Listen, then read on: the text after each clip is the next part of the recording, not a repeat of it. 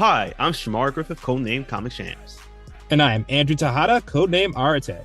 We love DC animation, so here's something we enjoy in this bonus episode of... Yeah, another DC animated podcast, part of the Forgotten Entertainment family.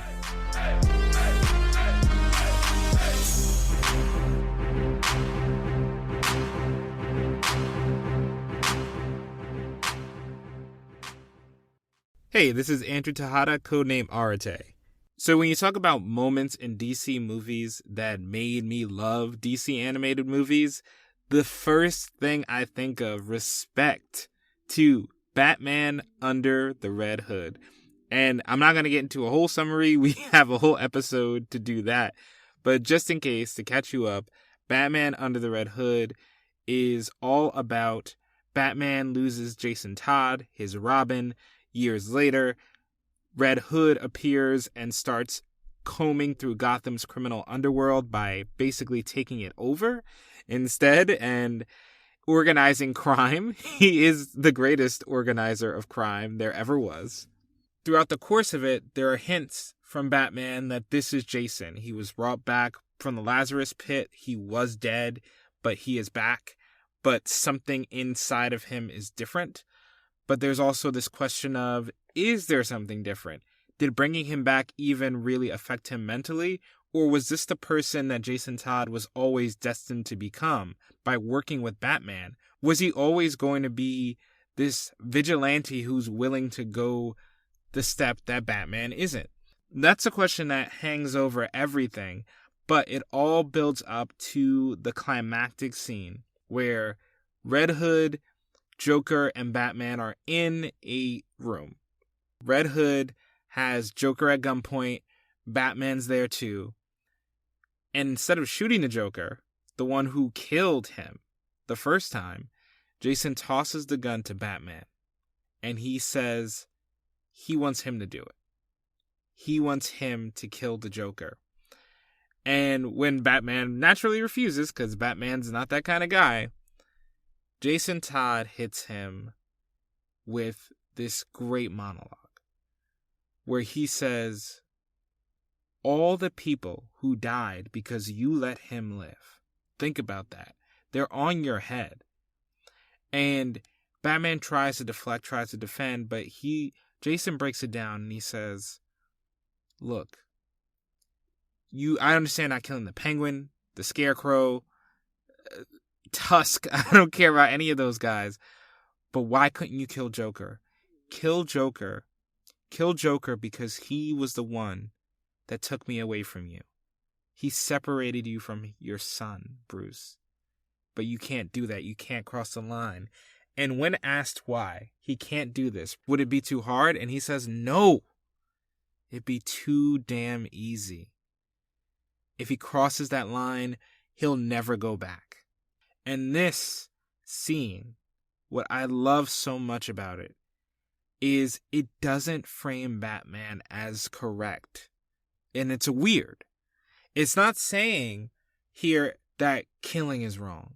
Killing is morally wrong. That's not what they're trying to say with this scene. What this scene is saying is there are different ways and different methods to stopping crime. Obviously, Red Hood has a violent take on it.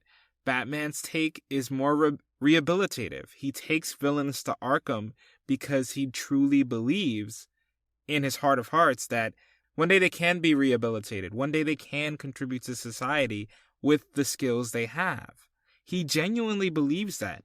And he believes that taking that life, taking that away, there's no way you can stop doing that. That becomes your approach for everything. And then you can't save people. You can't redeem people. And Red Hood says no. If someone steps out of line, kill them. Do not give them the chance to become Joker, to cause misery, to separate a son from his father.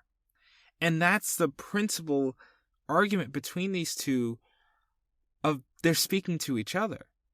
Jason is saying, if you can't do it, I have to kill you. Because if my approach is to kill anyone who is a danger to Gotham, that includes Batman for letting these people live. And Batman is in there saying, I have to give people a second chance, because if I don't, I can't give you a second chance, son. Under this crazy, twisted comic book plot is a father and a son who have different views on justice and how it should be enacted. And they fight about it, they bicker about the methods, but at the end of the day, the movie does not present one frame as right. Because even in the final scene after that, where Batman manages to save Red Hood, save Jason, save his son this time from an explosion, but also to save the Joker, it's not framing it as a good thing. This isn't a triumph that the Joker is still there laughing, that he still gets to do this again. It's not a triumph. But neither would it have been to let him die. So what Under the Red Hood made me love about DC animated movies is that you tell stories about these characters, and sometimes gods among men, who are given this tremendous power. And they have so many ways and opportunities in which they could use it, but they choose to use it in a specific way to them, according to their code. If you had someone with Batman skills that was like a Wonder Woman, Gotham would not have any crime or any people left in it. What DC does so well is take a character's philosophy, be it Batman's, be it Superman's, be it Wonder Woman's, and have that inform how they use their powers. It starts from there. It starts from their philosophy. From their philosophy becomes the costume, the idea, how they approach crime, how they're seen in the world. If they're seen as this dark, shadowy figure, are they seen as this shining hero, this beacon of hope? Starting with the philosophy and building out. And that's what DC animated movies do. And even though there have been a lot of Batman movies, to be fair, you can see that.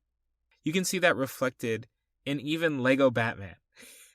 Of the philosophy in Lego Batman of that loss of his parents in the alley, informing him, I won't ever lose someone. So, as a result, I won't gain anyone into my life. I'll keep everyone at an arm's distance. And that's the character's central flaw that he has to overcome.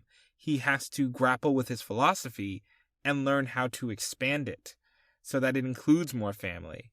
So you can see the groundwork for philosophy leading character, leading action, forming the story, and forming a conflict that can't be won by someone going to Arkham, by a batarang thrown, by a crazy kick from Batman.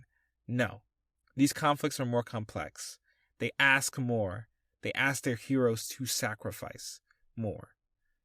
That is why I love DC animated movies, because above all else, it's not just the story of a character. It's the story of an idea. And what happens when it clashes against an idea that is not compatible? Can they combine? Can they rise together like Superman and Batman, differing philosophies, but both find the fundamental similarities that allow them to work together and save the world? Or do the ideas stand across from each other? A loaded gun against a batarang, fighting for the life of someone who doesn't care about either of their lives, who to everything is a joke. What conflict will you get when you open up a DC movie and explore these characters and dive into their world? That's the exciting thing. That's what keeps me coming back. Even when the movies aren't the best, I know at the heart I'm seeing ideas fight. And whether those ideas are sustaining enough for a story is up for you to decide. But I know Under the Red Hood always made me think, is there ever a right choice? Or is it just a choice that's right for us? Thanks for listening to me rave over a scene. There's so many more, so if you want to hear more of these from me and Comic Shams, let us know, and we'd love to come back and do more of these, because it's just so fun to talk about scenes that really inspired us in DC animated movies, TV as well. Not leaving out Static. Not leaving out Young Justice or Teen Titans. Trust me. But yeah, let us know if you like this format, and we'll keep coming back and doing it. Thanks, and always remember, if your young sidekick blows up in an explosion, call up your friend who can bring people back from the dead, and make sure they ain't doing nothing suspicious on the side. Alright? It happens. Ask Batman. He knows.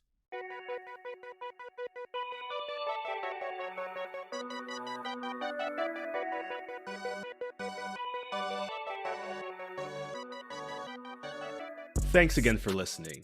Yet another DC animated podcast is a proud part of the Forgotten Entertainment family. If you liked what you heard, leave a review and share us with a friend. Also be sure to follow us wherever you get your podcasts and on social media at YA DC Animated Pod.